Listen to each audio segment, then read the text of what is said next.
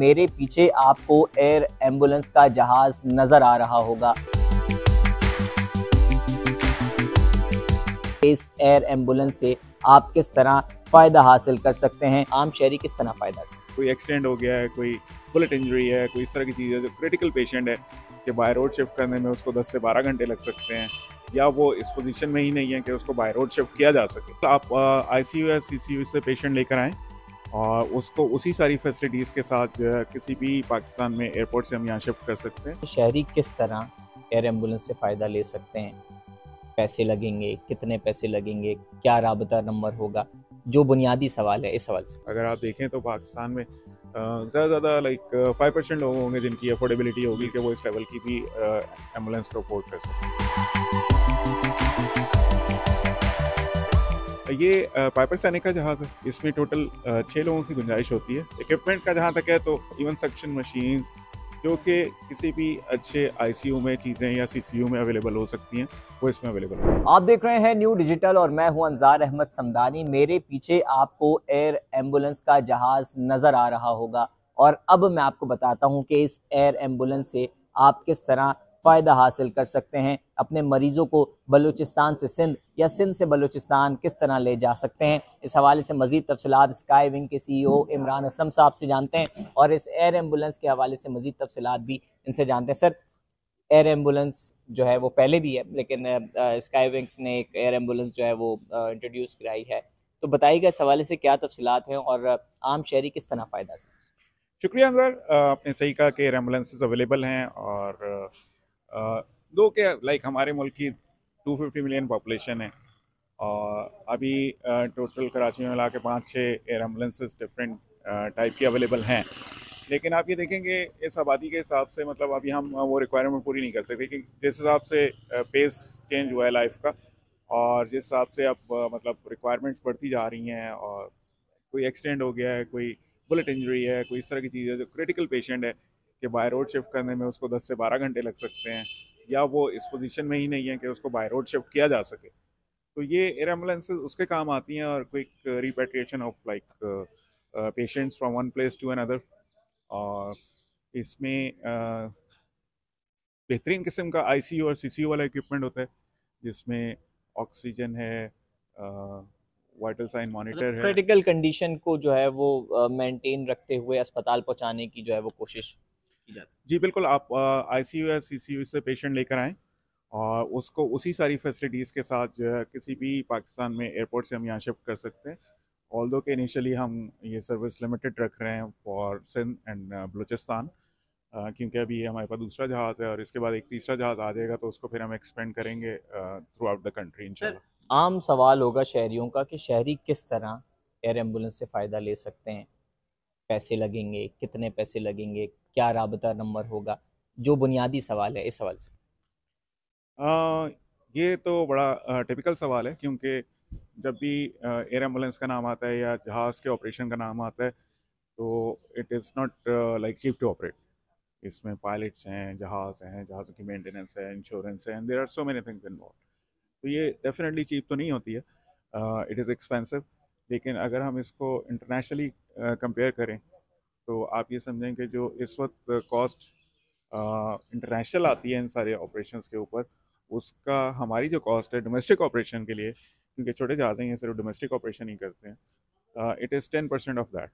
इसकी मैं आपको छोटी सी एग्जांपल दे देता हूँ कि कराची से अगर आपने दुबई, अबू धाबी, शारजा कहीं पे भी पेशेंट को आपने मूव करना है तो जो एयर एम्बुलेंस यूज़ होती हैं वो आपको कॉस्ट करती हैं 45 से $55,000। और यहीं पे अगर ये डोमेस्टिक ऑपरेशन की मैं आपको मिसाल दूं तो हम कोयटा को ले लेते हैं फॉर एग्जांपल। कोयटा जाने आने की कॉस्ट इस पे जो है उसका 10% है। दैट मीन्स के फ्रॉम $4,000 to $5,000, 4,000 $4,500 के करीब उसकी कॉस्ट है। तो अगर कंपैरिजन में आप देखें तो इट इज़ चीप, लेकिन अगर आप वैसे ओवरऑल इकोनॉमिक कंडीशंस के हिसाब से और जो पाकिस्तान में सिचुएशन है उसके हिसाब से देखें तो इट इज़ एक्सपेंसिव। के समझ में यही आता है कि everybody can not avail it.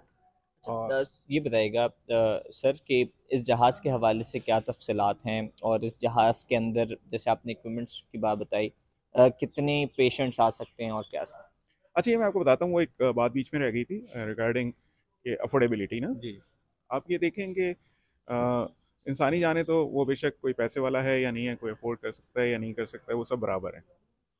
तो उसमें we work closely with some welfare organisations, और बिल्कुल। कभी भी हमारी कोशिश ये होगी कि ऐसा ना हो कि अगर किसी के पास पैसे नहीं हैं और वो अफोर्ड नहीं कर सकता तो उसकी जान उतनी कीमती नहीं है और उसको हम इग्नोर कर दें या उसको उस तरीके से हम हैंडल या मैनेज ना करें। तो ये चीज़ हमारे जहन में है, हमें पता है, क्योंकि अगर आप देखें तो पाकिस्तान में ज़्यादा से ज़्यादा लाइक 5% लोग होंगे जिनकी अफोर्डेबिलिटी होगी कि वो इस लेवल की भी एम्बुलेंस को अफोर्ड कर सकें। तो उसमें हम कोशिश कर रहे हैं, और हम ये भी कोशिश कर रहे हैं कि मुख्तलिफ वेलफेयर ऑर्गेनाइजेशन का इसमें कंसोर्शियम बना दें। और मैं आपके तवज्जुह से बल्कि ये भी रिक्वेस्ट करूँगा वेलफेयर ऑर्गेनाइजेशंस के साथ कि वो इसके ऊपर सीरियसली कंसीडर करें और एक अपना पूल बना लें, या कोई वेलफेयर ऑर्गेनाइजेशन अगर ये करना चाहती है तो वो उसको उस तरीके से हैंडल करें। And we are willing to like go for a joint venture with them, जी ताकि एक सर्विस जो है वो आम लोगों तक पहुंचाई जा सके। सर, इस जहाज़ के हवाले से हाँ तफसीलात बता दें। जी, ये पाइपर सैनिक का जहाज़ है, और इसमें टोटल 6 लोगों की गुंजाइश होती है, लेकिन जब स्ट्रेचर लगा लेते हैं हम तो उसके बाद इसमें एक सीट निकल जाती है, उसकी जगह पे स्ट्रेचर आ जाता है। तो वी कैन कैरी पेशेंट, उसका एक अटेंडेंट, उसके साथ एक पैरामेडिक या डॉक्टर, और और इक्विपमेंट्स। 2 इसमें आपके पायलट्स होते हैं।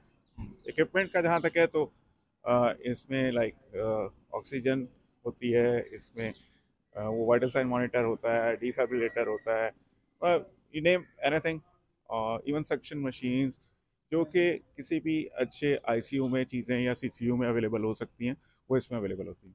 सर, पंजाब में भी जो है वो एयर एम्बुलेंस है, और सिंध में भी जो है वो शुरू हो चुकी है, और स्काई विंग भी शुरू कर रहा है। तो आप समझते हैं जहाज़ में ज़्यादा से ज़्यादा इजाफा होना चाहिए? हाँ जी, बिल्कुल, अगर हमारे यहाँ आप आबादी को देखें तो उसके हिसाब से तो बहुत ज़्यादा रिक्वायरमेंट है। अगर आप कंपेयर करें दुनिया में कहीं पे भी, तो वहाँ पे बहुत ज़्यादा एयर एम्बुलेंसेज अवेलेबल हैं। वी ऑल्सो ऑपरेट इंटरनेशनली, तो हमें उसका बहुत अच्छी तरह आइडिया है। और जहाँ तक आपने कहा कि इजाफा हो सकता है, वो इजाफा एक सूरत में पॉसिबल है। एक तो ये कि हमारे यहाँ बिजनेसेस को कोई ऐसा सपोर्ट नहीं है बिजनेस की तरह जो होनी चाहिए।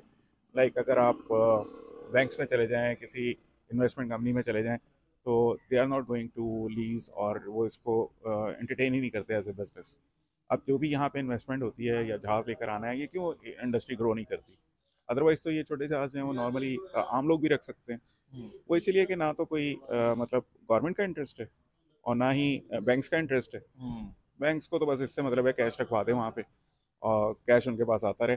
बिजनेस जी बिजनेस में जो है वो इकोनॉमी वगैरह में नॉर्मली हमारे यहाँ किसी भी लेवल पे कहीं पे कोई इंटरेस्ट है नहीं कि बिजनेस ग्रो कर सकें।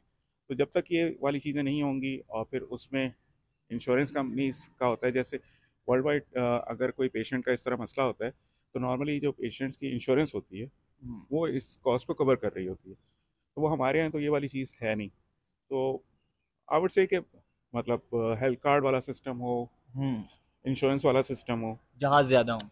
जहाँ ज़्यादा हो, तो यूटिलिटी बहुत है और बहुत सारी कीमती जानें बचाई जा जी सकती हैं उन लोगों की कि जो बर वक्त एक अच्छे हॉस्पिटल में नहीं पहुँच पाते। जी। आखिर में सर ये बता दें, जैसे बलूचिस्तान से कोई सिंध या सिंध से बलूचिस्तान बाय रोड जाता है, उसमें कितना फ़र्क है, और जहाज़ में जाएगा तो कितना फ़र्क आ जाए? तकरीबन 1.5 से 2 घंटे की फ़्लाइट है विद इन बलूचिस्तान, या बलूचिस्तान से कराची के लिए, या किसी भी अंदरूनी सिंध से अगर हम इवैक्यूएट करके कराची लेकर आते हैं पेशेंट को, तो ठीक। इससे थैंक यू ज़्यादा सर। टाइम नहीं लगेगा। Thank you so much sir. हमारे साथ मौजूद थे स्काईविंग के सीईओ इमरान असम साहब, जिन्होंने इस जहाज़ के हवाले से, सहूलियात के हवाले से मुकम्मल तफसीलात आप तक पहुँचाई हैं, और ये तमाम तर सहूलत जो है वो आवाम हासिल कर सकती है, और कई ऐसे वेलफेयर ऑर्गेनाइजेशन इनके साथ मिलकर आम शहरियों को भी जो है वो उसका फ़ायदा पहुँचा सकते हैं। मज़ीद आपको दीगर इंटरेस्टिंग खबरों से अपडेट रखेंगे। देखते रहें न्यू डिजिटल।